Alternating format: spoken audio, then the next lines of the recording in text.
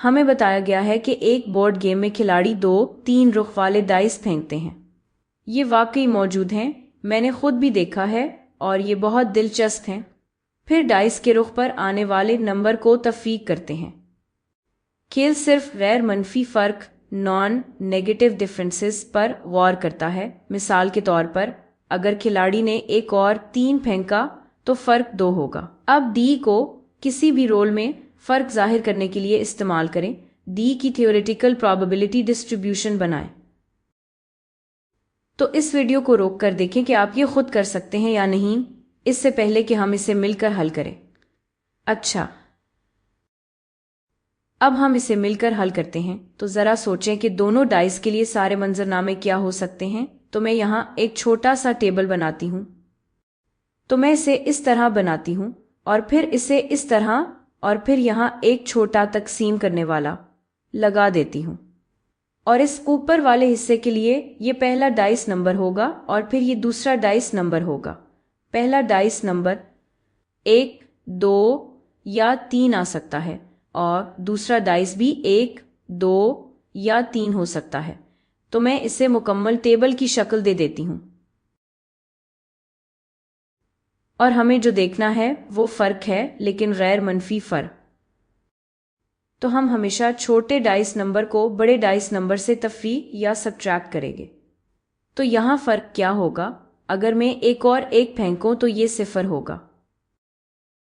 अब अगर मैं 2 और 1 फेंकूं, यहाँ फ़र्क होगा 2-1 यानी 1। यहाँ फ़र्क होगा 3-1 यानी 2। अब यहाँ क्या होगा?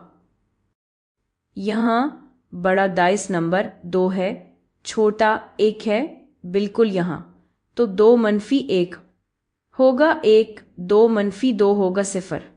और अब इस मंजरनामे में पहला डाइस नंबर बड़ा होगा, 3-2 होगा 1। और फिर यहाँ 3-1 होगा 2।